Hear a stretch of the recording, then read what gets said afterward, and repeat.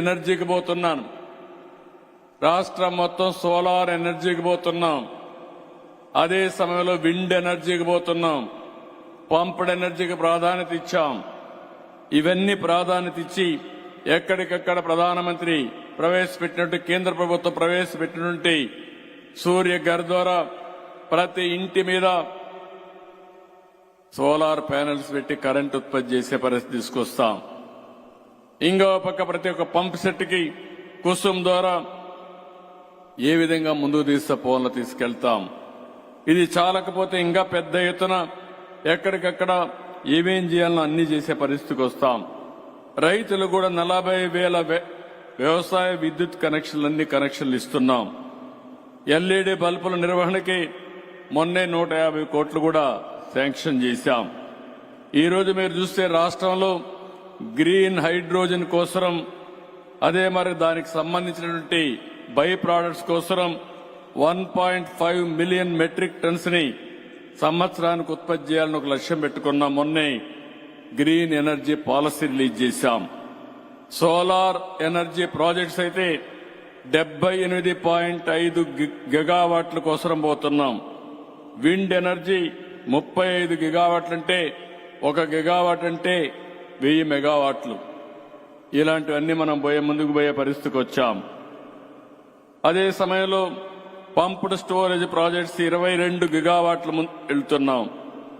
బ్యాటరీకి కూడా ముందుకు పోయి 25 గిగావాట్ల ఫర్ అవర్ బ్యాటరీకి వెళ్తున్నాం. ఎథనాల్ 1,50,000 కిలోలీటర్స్ ప్రొడ్యూస్ చేయాలనుకుంటున్నాం. బయో సిఎన్జి సిబిజి 10,000 టన్నులు ఫర్ డే ఉత్పత్తి చేయాలని ఒక లక్ష్యంగా పెట్టుకున్నాం. క్లీన్ టెక్ మ్యానుఫ్యాక్చరింగ్ 20 గిగావాట్స్ పెట్టుకున్నాం. ఛార్జింగ్ స్టేషన్స్ ఎక్కడికక్కడ పెట్టి మినిమం 5,000 పెట్టాలని, అవసరమైతే ప్రతి ఒక్క 30 కిలోమీటర్లకు ఒక ఛార్జింగ్ స్టేషన్ పెట్టి ఎక్కడా ఇబ్బంది లేకుండా అన్ని వాహనాలను కూడా ఎలక్ట్రికల్ వాహనాలుగా మార్చాలని పెద్ద ఎత్తున ప్రోగ్రాం పెట్టుకున్నాం. దీనివల్ల మీ ఇంట్లో మీరు ఛార్జ్ చేసుకోవచ్చు, బయట వస్తే కూడా ఛార్జ్ చేసే అవకాశం ఇస్తాం. ఎనర్జీ మీద ఒక యూనివర్సిటీ పెడతాం.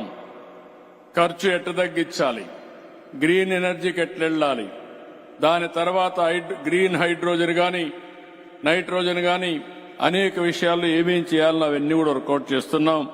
దీనికి కూడా ముందుకు పోతాం. ఎందుకంటే మీ అందరికీ ఒక ఐడియా ఇస్తే మీరు కూడా దీన్ని బాగా ఉపయోగించుకునే అవకాశం వస్తుంది. ఇది కూడా చేస్తాం. దీనికి కూడా సబ్సిడీస్ ఇచ్చాం. ఒక పాలసీ కూడా మొన్నే తెచ్చామని చెప్పి కూడా నేను మీకు తెలియజేస్తున్నా. కాబట్టి ఈరోజు మనం ఈ సమావేశంలో నేను ఒకటే రాష్ట్ర ప్రజలందరికీ విజ్ఞప్తి చేస్తున్నాం. అన్నింటికంటే అత్యంత కీలకమైన డిపార్ట్మెంట్ ఈ యొక్క విద్యుత్ శక్తి డిపార్ట్మెంట్. ఎందుకు నేను ఈ మాట వాడుతున్నానంటే, ఈ డిపార్ట్మెంట్ గాని సమర్థవంతంగా రన్ కాకపోతే ఉద్యోగాలు రావు, ఆర్థిక వ్యవస్థ బాగుపడదు, ఇంకో పక్క మన ఆదాయం పెరగదు, మనకు అన్ని ఇబ్బందులు వస్తాయి. అందుకే ఈ డిపార్ట్మెంట్ స్ట్రీమ్ లైన్ చేసే బాధ్యత తీసుకుంటాం, ప్రక్షాళన చేస్తాం. ఇంకా అనేక సమస్యలు క్రియేట్ చేశారు.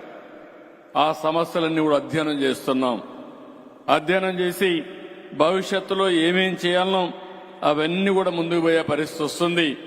ఈ పాలసీ వల్ల రాబోయే 5 సంవత్సరాల్లో 10 లక్షల కోట్ల రూపాయల పెట్టుబడులు వస్తాయి. 7,50,000 మందికి ఉద్యోగాలు వచ్చే అవకాశం ఉంది. దీనికి శ్రీకారం చుట్టామని చెప్పి కూడా నేను మీకు తెలియజేస్తున్నా. ఇప్పటికే ఎన్టీపీసీ జెన్కో ఇద్దరు కలిసి దగ్గర 2